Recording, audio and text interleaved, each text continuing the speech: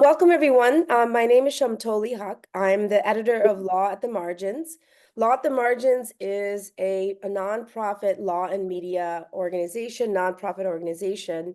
And one of its primary goals is to amplify voices and perspectives of individuals who are directly impacted by our legal system and law and policies, but are also actively working and organizing around various social justice issues. So today I'm really excited to have with us a special guest, Mwalimu Shakur, who's also known as Ajamu Watu, and he'll tell you about the significance of those names, of his names.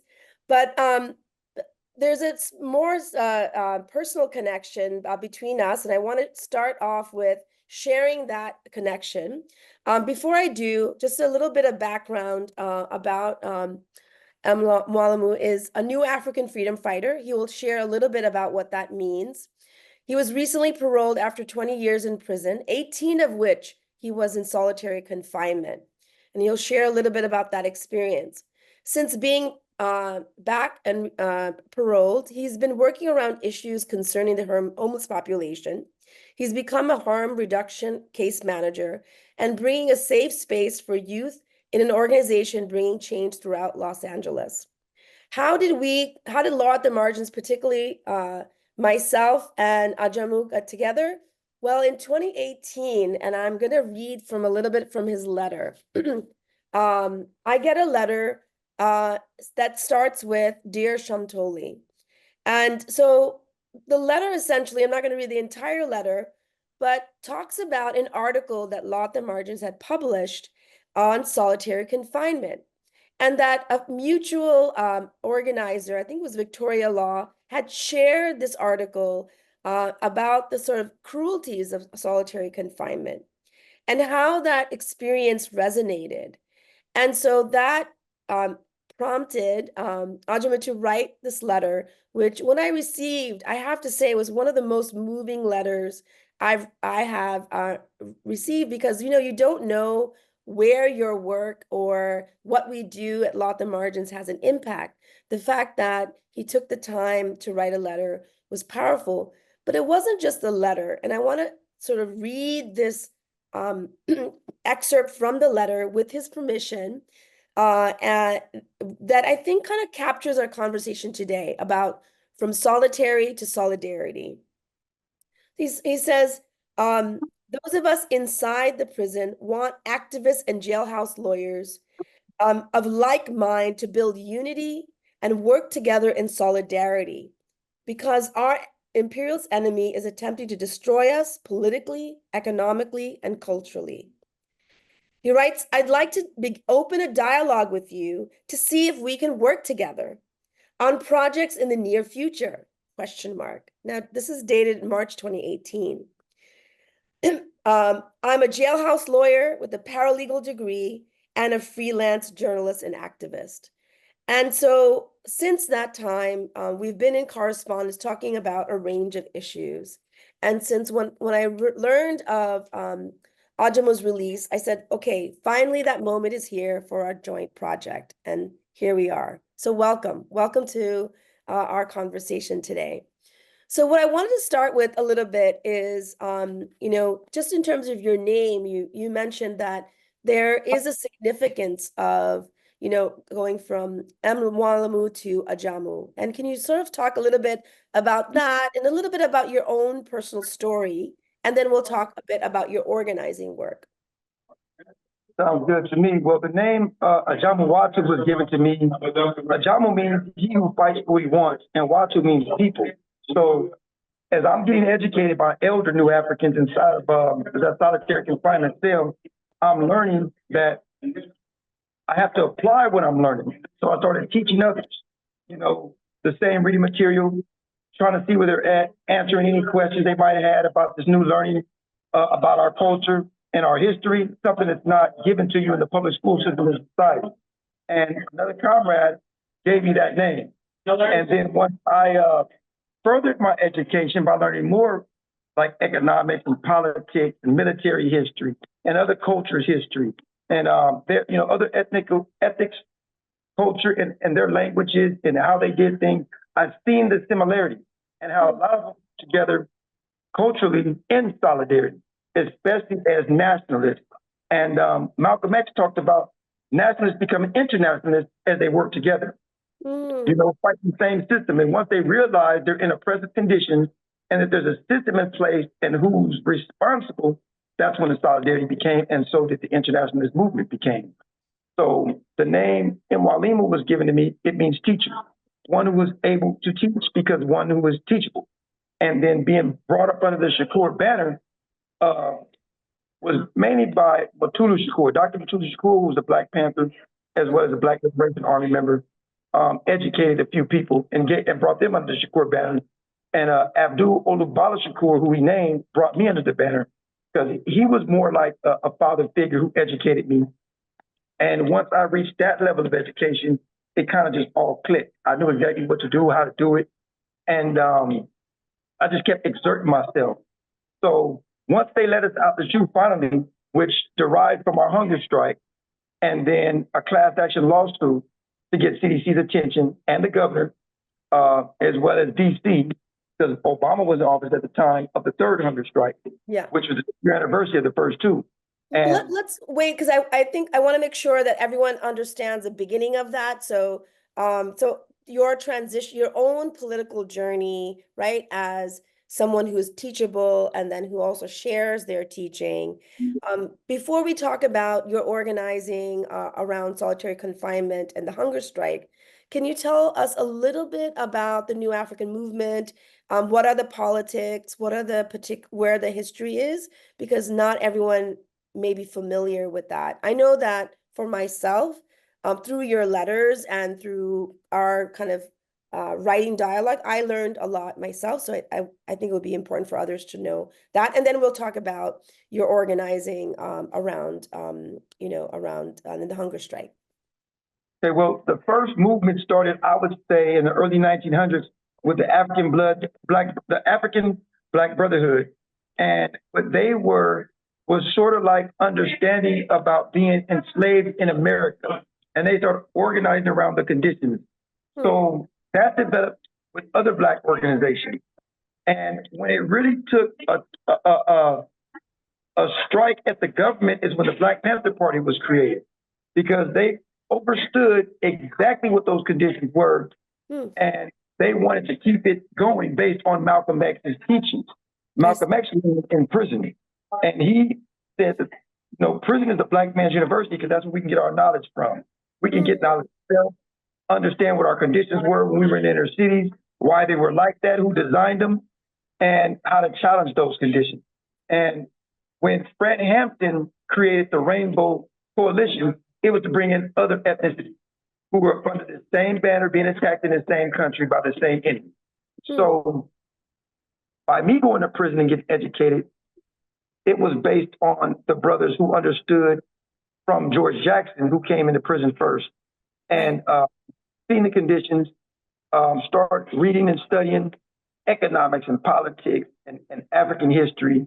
And what he realized was, even in this system, which was created by design, he has to teach others and bring others to this awareness. So they formed a collective, one part being a study cadre, another part being a military cadre, for the physical force when they were being, defend themselves when they were being attacked, and the educational force to keep them knowledgeable of what they need to do, how they need to do it, and create their own unique way to do it. So their language was developed based on history. We call ourselves New Africans because this has become our New African. And we don't call ourselves names that the government tells us to call ourselves. So we don't want to speak the government's language because we had our own native tongue in Africa. Throughout the diaspora, you have different languages. We could understand and speak Swahili, so that being a native tongue in South Africa, mainly in Kenya, by the Kikuyu people, that tribe, we took that language and started speaking that, and a lot of us can speak it fluently. And we teach others how to speak it as well. So being teachable was something that was easy for me because I'm learning something brand new, something I never knew before. So I jumped in with both feet, opened my mind up to it.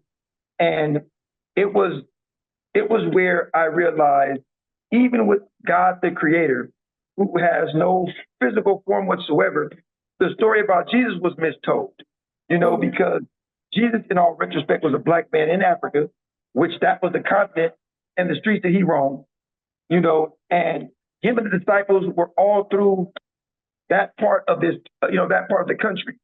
So as to learning that, I got a spiritual awakening as well. I was able to understand Islam and Christianity and realized that all other religions came from that based on man's knowledge, a European knowledge that was derived in Rome. And they were able to twist the deity all around. So you study theology, that concept. So it's like a re-education entirely that you and I want to now turn to, you started to talk about the hunger strike and the organizing that you were doing around solitary confinement. So can you start from the beginning, because not everyone may be familiar with that, sort of how did it begin, and we can go from there with your organizing, because I think that's something that organizing is hard, and then how to organize while incarcerated it's hard to imagine. Yes, it is. And when you're in a solitary confinement cell, you have no physical contact. So you communicate through little notes that we call kites. Put them on string line and tie like a little card in front of it, like the head of a toothpaste, and you slide it out your door, pass it among cells. So the elders in these solitary confinement cells, they came up with the concept, this strategy to we should do this, and we should also start a class action lawsuit. And everybody pretty much said, you know what, let's do it. So I just followed suit, me and a lot of other people, and because I understood the need and the importance for us to get up out of these solitary confinement cells, because a lot of us were placed there unjustly and falsely. You can't sit there in the shoe with the security housing unit if you didn't commit a shoeable infraction, which is usually something bad. And a lot of us new Africans were placed there just to read and study on our history and challenging the conditions of prison. So when we get in there and around leaders and elders, I learned that this was just a strategic move to get the attention of CDC. So the lawsuit was the strategic move, you're saying? That and the hunger strike. And the hunger strike. And the lawsuit was about what? About the using We made demand that. But what was the lawsuit about? Was it using solitary shoe as like a punishment, or what was the demand in the lawsuit? Let us out of solitary confinement because we're here for not being, we're here for being punished in a way that doesn't fit the criteria of CDC. Yes, absolutely. It was a legal practice the CDC was using to put us in the shoe. So we just spoke on that, talked about it, and then talked about the conditions in which they placed us in CDC, in the solitary confinement, how we were getting treated less than human, being caged that long, our proportions of food not being enough, not being able to have the same proper clothing and privileges like in general population, and we just put that all on paper, And once we did that, the class action, the lawsuit was read over by more than one attorney, different law firms, like you had California Prison Focus to San Francisco Bayview. They would post everything we wrote, as well as the lawsuit, and we gained lawyers just from that, And what the lawyers discovered was that, CDC's practices was unlawful, and they weren't merited by punishment. They were only being done maliciously, So we exposed all that, all the lies the CDC might stand by us being the worst of the worst, us having a violent criminal background. We exposed all that in the lawsuit, and it got so much attention that while doing the 2 hunger strikes, they gave us certain privileges, like allowing us a sweatsuit or giving us a few bigger food proportions. It's not healthy food. Giving us a little bit of out of stale time, which you were only qualified 10 hours a week. into another small encampment they call your exercise yard, giving us a little bit more time in there. They put pull-up bars and like a dip bar so you can exercise with some equipment because you had none before. And on us medical treatment. But we still had to file 602s to get the right medical treatment, you know, allowing us correspondence courses, which I was able to take a paralegal course through Blackstone Career Institute and obtain my paralegal certification in criminal practice and procedure as well as in civil litigation. And did you assist others? How did you use your paralegal degree and that knowledge, like the certificate? I was able to look at others' cases for their you know, their will and go over things to see if the court did everything correctly, the sentencing court, and if it didn't, then I would file petitions like a habeas corpus to get the higher court to reopen their cases. 3 of them, the higher court opened their cases and they got released. And then after the 3rd hunger strike, when they let us out the SHU, a lot of laws changed because organizations, you know, came to work with us in solidarity, and they were pushing like Initiative Justice, which is an organization based in California. They were fighting to get laws changed. You know, they started talking to senators and council members and writing proposals saying, hey, you need to pass this law, pass this law. Yes. Prison Focus was also helping. Then you had another organization like the Hunger Strike, Pelican Brave Prisoners Hunger Strike Coalition with Dolores Canales. She organized with a bunch of other mothers and other wives and people who had family inside the SHU, and they did some good organizing and was able to get the attention of other CDC. I mean, they organized inside the parks with makeshift SHU cells and a picture that they blew up to see how we looked and how we being treated and stuff like that. So we got a lot of exposure, and they let us out, and so it was successful. Yeah, that was successful. It was very successful, and I also think that there was a greater awareness around banning solitary confinement altogether, because it's a really cruel punishment, even though it's still legal, it's still used. And the argument you were raising is that it doesn't fit what they were using it for.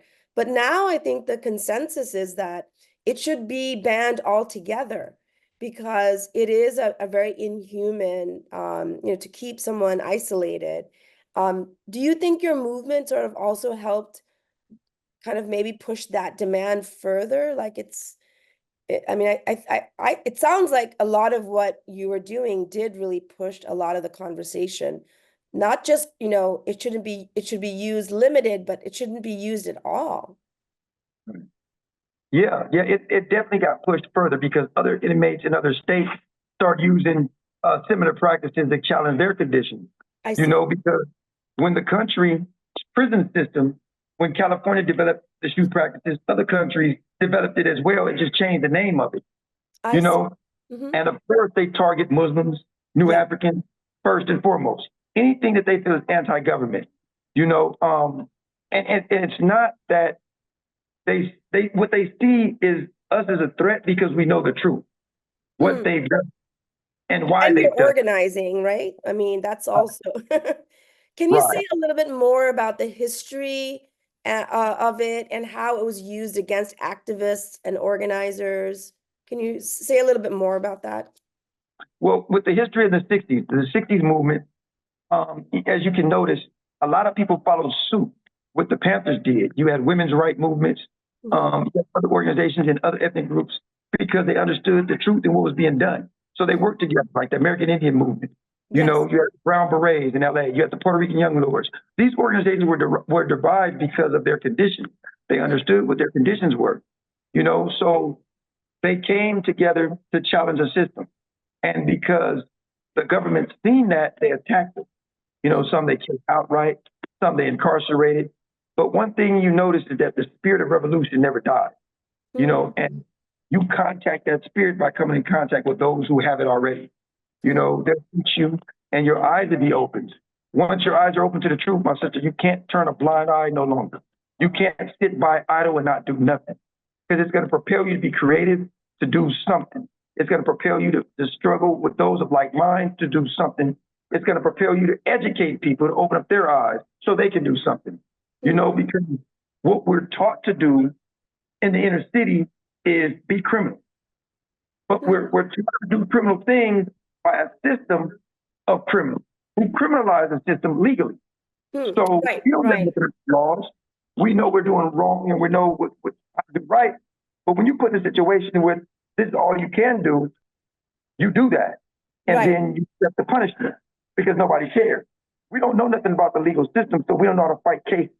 So we get a public defender who strings us along, tells us one thing, but in all actuality, he's working for the county to you know, put you in prison for the rest of your life.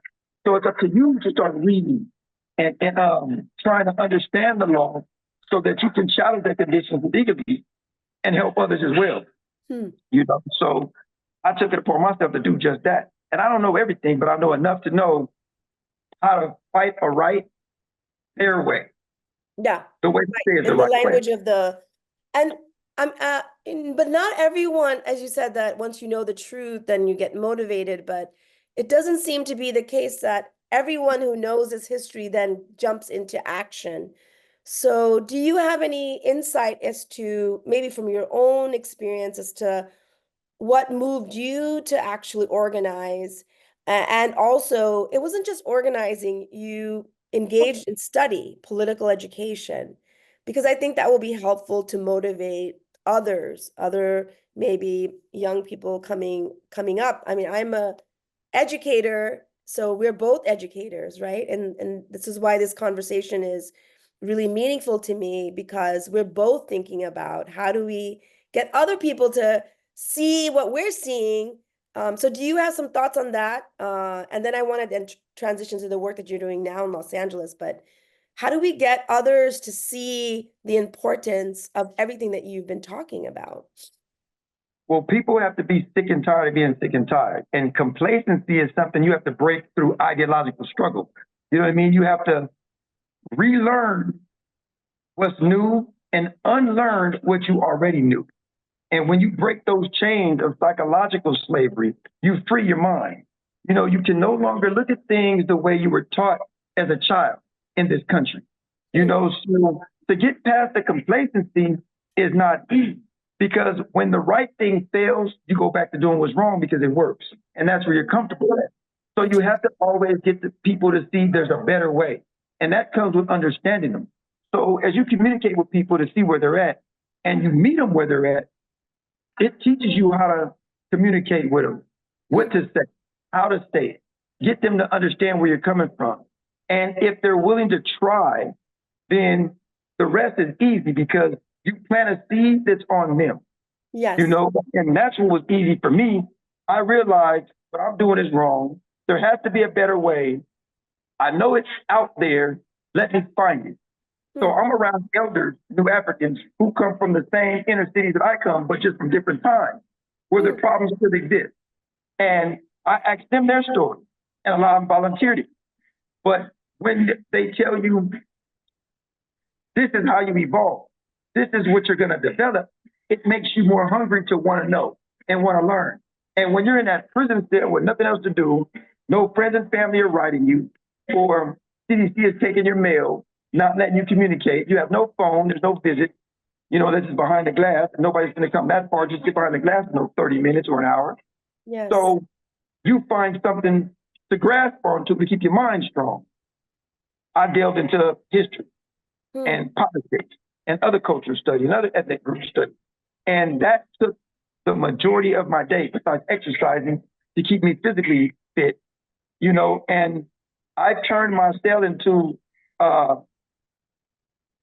college room, as well as like a military battlefield. You know what I mean? Yeah. So Yeah. I had a certain time when I exercised, read and studied, certain time when I wrote, certain time when I communicated, certain time when I watched TV.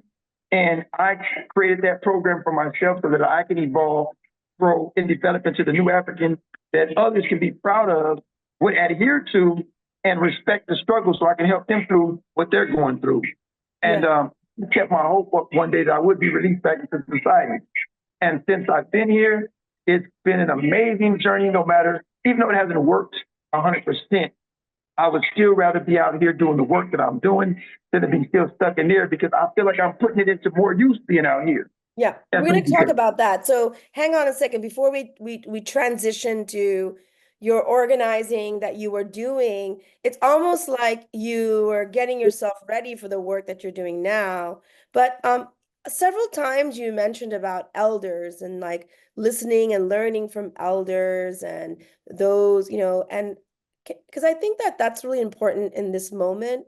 Could you share a little bit more about how we can do better to listen from those who maybe have experience from a different time? Because I think sometimes ego in organizing, like I know, I'm the new thing, I know what's best, gets in the way. But I really appreciate how you've been very much kind of nurtured and also learned from, and then brought your own, you know, learning into it as well. So a little bit about kind of how we can engage elders in organizing a little bit more, just, and then we'll transition to your work now.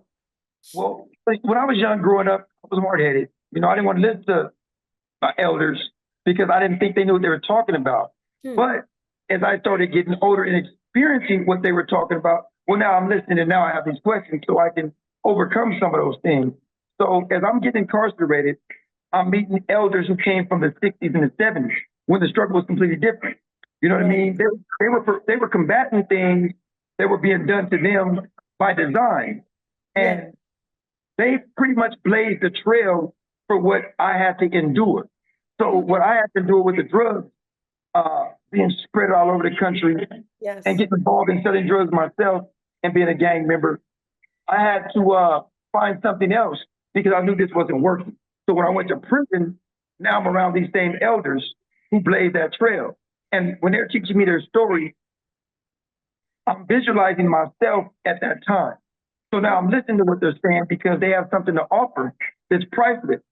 And if I want to survive and help others to survive, then now I'm going to listen and pay attention. So I read books. I wrote essays showing that I'm understanding and learning what these books are saying. I'm practicing what's being written in these books on my own to give me a lot more self-determination so I can understand the importance of self-sufficiency. Yeah. And all this that I'm going through is propelling me so I can teach others one day. To get others to listen is not really hard if they understand you come from where they come from. You are just like them. So when I get to, as I'm learning you, as I'm paying attention to you, and I'm hearing you, I always got a comeback answer. I always got something to combat what you're saying that will give you more of an understanding of how to deal with your situation. I see. So when youngsters hear that, they say like, wow, G. And I said, you have to think and overthink sometimes. You never underthink, but you also got to know when not to think so much. Because you don't want to overload yourself. Right. You want to take time for yourself, understand what it is you're trying to do. It's not hard to figure out because there's a solution for every problem. Right. You just got to make sure you make the right solution. And if it's not the right one, have a backup plan and another backup plan. One of those things are going to work because only you know you. But now, if you have people that are in your life and in your corner that you know are good for you, don't despise what they're saying to you because they might be looking at something a lot deeper than what you're looking at. And they be trying to get you to broaden your mind a little bit more. And don't be scared to add some of those things in there because they can very well help. I see. Even though a lot of people's individual struggles are different, they're still the same. And it's because of where we're at and where we're going and what we've been through. It's hard to trust people because everybody thinks you have a hidden agenda or some type of motive. But you have to continue to prove to people that you're not that. And you do that through showing them, always being there to support them. You don't enable them, but you show them support, and then you push them, then you back up. Right. You push them back up, and you keep that going. I mean, because you know what works. They don't. You know what works, and you have to keep showing them what works. And when you back up, you let them figure it out on their own. But as you watch them from a distance, you can always come back and Right. show them where they're going wrong and just offer little help here and there. It's So like a they can dialogue. continue. It's like a ongoing dialogue, right? It's building relations, and I like how you talk about learning people, and we'll come back to that in a bit. But let's now. So far, we've heard about your organizing and your own sort of development while incarcerated, and also now that you've been released. Let's talk a little bit about your own personal challenges. And you shared this with me, separately. How has it been? How, and we've talked earlier about technology and communication. So share, if you, to the extent you feel comfortable, how has, yeah, I know you said you can do a lot more now, but how has been your personal journey since being released? Frustrated, stressful. Uh, Yeah. you get that uneasy feeling because you expect everything to work as you do it. And everything that you're applying, you want to see the success in it, but it's not like that. It's a lot harder in society because society is geared completely different. Hmm. So as you evolve with what's going on in society and you relearn other things, you just use the patience and the discipline that you have so that you don't get overwhelmed and you don't lose it. You know, you don't resort back into doing what's wrong because you know how successful you can still become and cause others to be. So as I get out of prison, I see the homeless situation is Hmm. not just on Skid Row where it was when I was little growing up. It's spread it all out through Los Angeles. You see the lack of a lot of Yes. black people. You see the majority of foreigners. You realize a lot of people don't know how to drive. Yes. Uh, Prices are high. You know, you can't really afford too much. So it just makes you think, well, how can I fit in? What can I do about it? Hmm. So I had bought a phone and I started filming the homeless problem and talking about it. Hmm. And that led to me meeting organizations that I didn't know existed in Los Angeles, and then running across people that I didn't know was still in Los Angeles. So Los Angeles Community Action Network, LA CAN, a friend of mine named Adam reached out to me and told me to come on down. Hmm. Told me what they were about. As I went down to Skid Row and met him, I seen another comrade who was an elder I hadn't seen in like 30 something years. And they had already devised a plan to challenge the mayor about the homeless problem on Skid Row. Hmm. That also allowed me to meet somebody from DHS, and that's the Department of Health Services, Mhm. and LACADA, which is Los Angeles Community Housing Development. Those are the housing giants that house people. So as Hmm. I met them, now I'm getting the resources, and I'm learning how this housing thing works. Hmm. So with meeting somebody from DHS, I realized they house people from Skid Row in makeshift apartments that the city buys for millions of dollars and treats the program just like you're still in prison with a metal detector, wanding you, not letting you have guests, Oh. um, having no resources inside to help you become mentally aware, mentally challenged to meet those needs. There's nothing therapeutic. So I was able to get placed in one of these programs. And then I got a job with an organization called Safe Place for Youth. I Hmm. took a harm reduction training and became a case manager. And that allowed me to go to these places where they house homeless people with a couple of two harm reduction organizations, one being on Skid Row by Pastor Blue, and pass out the supplies that people need to use drugs so that they can use it more cleanly and effectively, as well as provide a tester so I can test to see if there's any fentanyl in the drugs. Yes. Right there allows you to build trust with people, you Hmm. know, and then you bring the Narcan to these different places to make sure they have that. And you put the bug in the supervisor's ear at these places about therapeutic programs. Hmm. So that worked. And then meeting other organizations, like one was an anti-gang organization that goes out into the different neighborhoods and talks to the youngsters. Hmm. I was working with them and doing just that. Hmm. Another organization dealt with domestic violence, women who suffer from domestic violence and mothers who lost their children to prison system and Right. gun gang violence, gang activity. Started working with them. And now I'm relearning people and learning how to communicate with people from different avenues. So I'm doing that for a minute and then working in the environment as well, but mainly a lot of volunteer work, but there is a lot of resources out here for us getting out of prison to get jobs, go back to college, create our own business and things like that so we can become successful. So I've been just taking those resources. And the first one was homeboy industry. I'm there. I got a job there. I'm finishing up my high school diploma. I'll be going into college, which I'll probably go to ELAC, East Los Angeles Community College. Wonderful. And I'm still in college. Yeah, maybe you could go on to law school. I'm just trying to spread myself, not spread myself thin, but spread myself more wide so I can learn more and be able to do more work efficiently. And I want to we'll share after the video the GoFundMe that you're doing. You're raising funds to help individuals that you're working with. And so once we share out this recording, we'll also attach your GoFundMe link so that, because I know that you're raising funds for others to provide support. So just to kind of on one hand, you're trying to get yourself, situated, your own housing, your own job, relearning society, the sort of things have changed.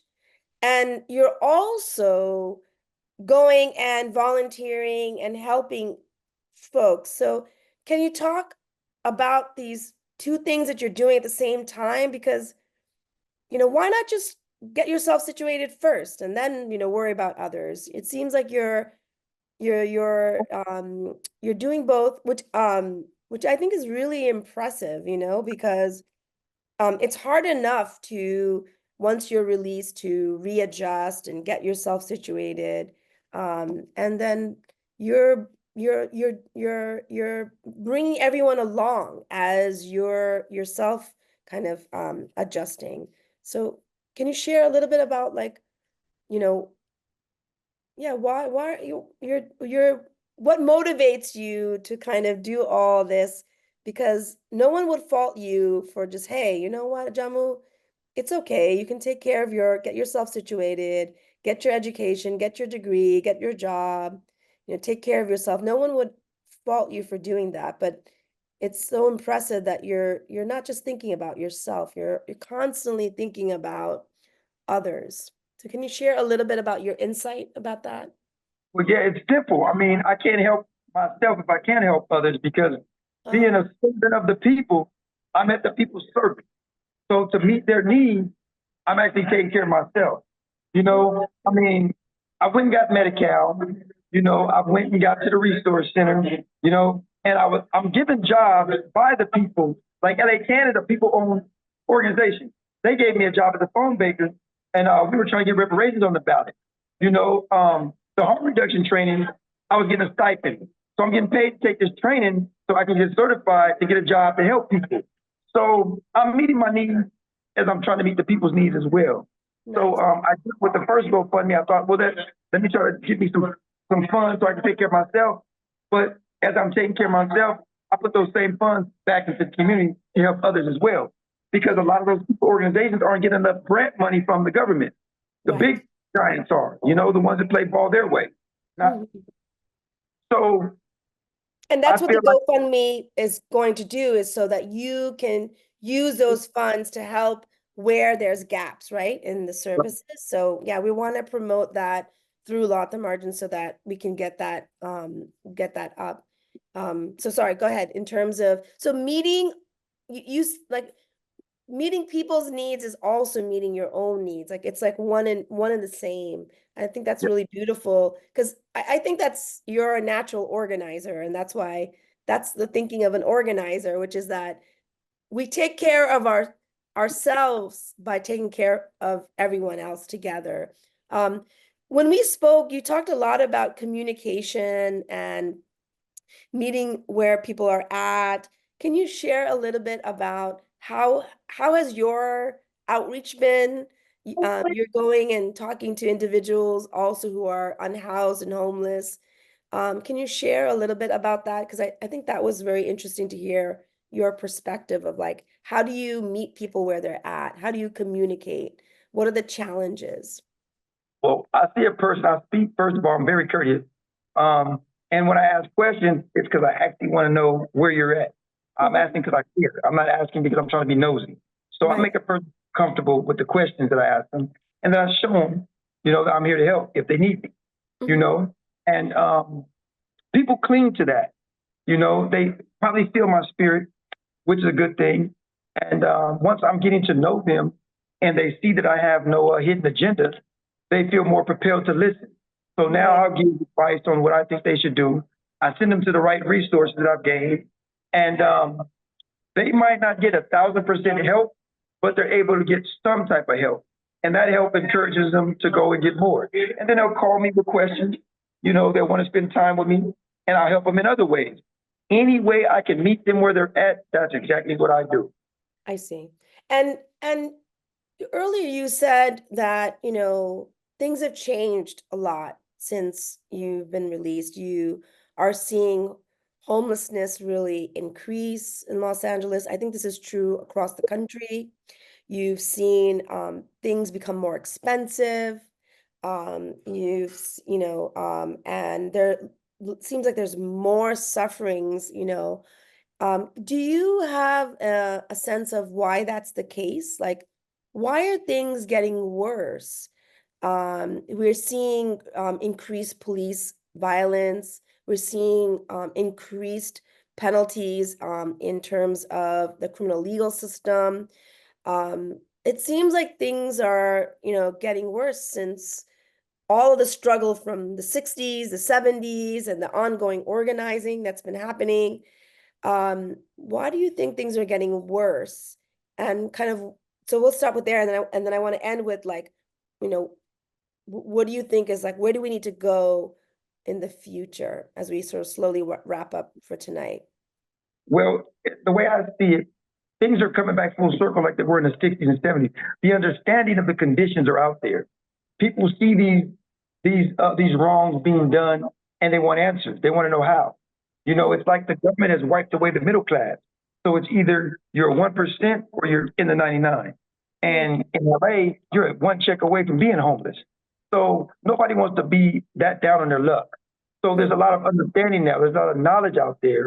There's a lot of awareness. And because of that, I think the government is tightening up their grip on us.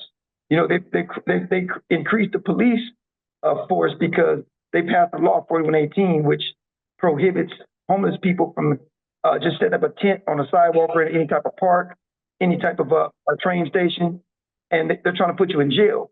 But by you us out of prison who have that knowledge, we're taking it back to the community and showing them exactly what's going on. Okay, you need to go to school and educate yourself so you can run for public office. That way we don't have to pick somebody to fight for us. You need to organize around the housing. Create a attendance movement, a rent strike.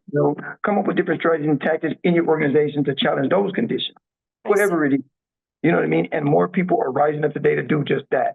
So I see. it's because of it. So what I'm hearing you to say is that because people are actually more conscious now, that the state and the legal systems are actually becoming reacting more strongly. And we did see that in post-civil, like post-60s and the 70s, the kind of complete surveillance of the Black Panthers. So you're seeing a kind of cycle now.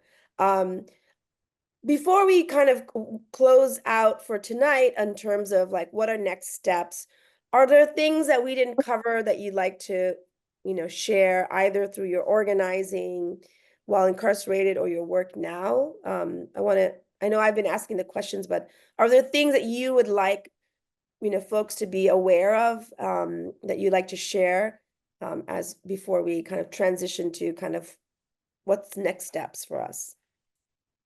The thing I would say is that I believe we covered everything. I just would like to see more love of humanity from people. I would like to see people be there for others in any way that you can support them. You don't have to do a lot. You just do a little. You know what I mean? And you believe it or not, that'll change somebody's life. Like I was saying about the women, relearning them because I've been out of touch with women for so long that I've learned that a lot of them suffer from domestic violence situations. And they need to heal from that trauma before they can move on and live a complete, well life, because their kids suffered if they have children, other relationships that they develop will suffer. So take time to be there for others, in ways that maybe you've never done before. And it would be easy if you look at others as you look at yourself. Think about what I want my daughter to go through that, or my sister, or my aunt, what I want my little brother or my uncle to go through that. You know what I mean? If you see people as you see yourself or somebody that you do love and care about, you would see the need to help. You know what I mean? Don't get excited or too cocky that things like that can't happen to you, because they can. In this world, all that's possible. So I would just encourage others to help other people. Show your love for others by just being there for them. If you don't know your neighbor, knock on the door. Get to know them. Help that old lady across the street. You know what I mean? See them kids not going to school, ask them why. Talk to their parents. See what it is you can do that they might listen to. Because if they look up to you and they listen to you, stir them in the right direction. It's not hard to do things like that. I've done the stuff small out here. things, right? Like you can do a lot of things by showing care and compassion, it sounds like, is what you're saying. Yeah. The kind of changes you can make. And if you're a spiritual person and you believe in God, do what Jesus would do.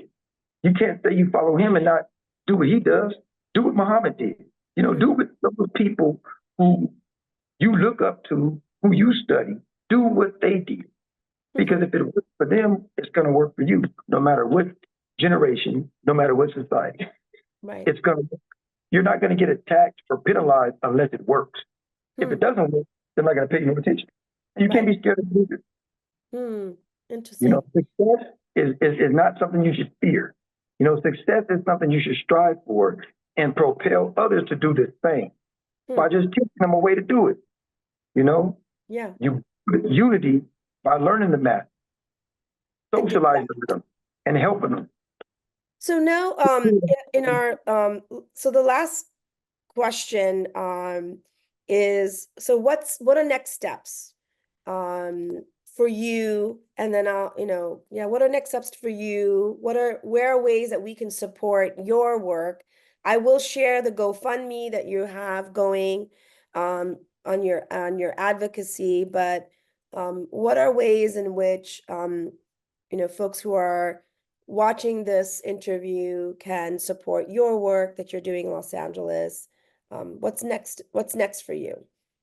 Well, what's next for me is just to continue building relations, helping people get the resources they need, doing a lot more self-reflecting, meditating a little bit more so I can have the energy to continue to work, and just focusing on the younger population, making sure they are getting the resources they need and able to get to work, get to school, things of that nature. Just providing those job skills from going to job fairs and meeting different employers, and posting those types of things on my social media pages where others can see there is help out there. There is things you can do to get ahead, and not giving up and not giving in. That's the most important thing. You can't give up, you can't give in, no matter how hard it gets. When you're in the trenches, you have to dig yourself out, and you can't stop digging until you hit that bottom. And once you hit that bottom, you look back, you'll see that, look at all your work, look what you accomplished. Now it's time to go. And as you go forward, you're bringing others right along with you. Right. And I think that's one of the things that I've, obviously being in correspondence with you when you're incarcerated and kind of learning so much about the new African freedom movement, learning about organizing while incarcerated. And then what's been very impressive is also how you have such a kind of community mindset, and you're doing this with such humility, kind of learning, and and I think that there's a lot of lessons from this conversation. I want to thank you. I want to also share that, like, this is not the last conversation. I think that you and I were going to Think about a series which you coined called Relearning People. So hopefully folks will look out for that, which is, just like how you're doing your work now and how you're the skills that you're learning that we can actually use Law at the Margin website as a platform for more of your engagement. And kind of going back to, the start of this whole our relationship and our conversation, right, is, opening a dialogue, you said, can we work together on a project in the future? We're in 2024. It took a minute, but I'm very hopeful that this conversation is going to be the beginning of a collaboration with Law at the Margins, because I do think that the work that you're doing, even is on so many levels. There's so many lessons that we can learn. So I'm looking forward to that collaboration, continued conversation. So thank you so much. So for today, this will be shared out on our various platforms on Facebook. It's been live streamed on Facebook. It will also be available on video. And please, I will share the GoFundMe for folks to please support. And I'll have the link, on the recordings as well, so people can support, and we'll promote that. So thank you so much. I know you kind of hopped into a spot you're always on the go and you're always sort of doing work. So really blessings. And this is the beginning of many more. So with that, good night. Thank Well, you. good night here. Good after, I guess, like early evening there in Los Angeles. And take care.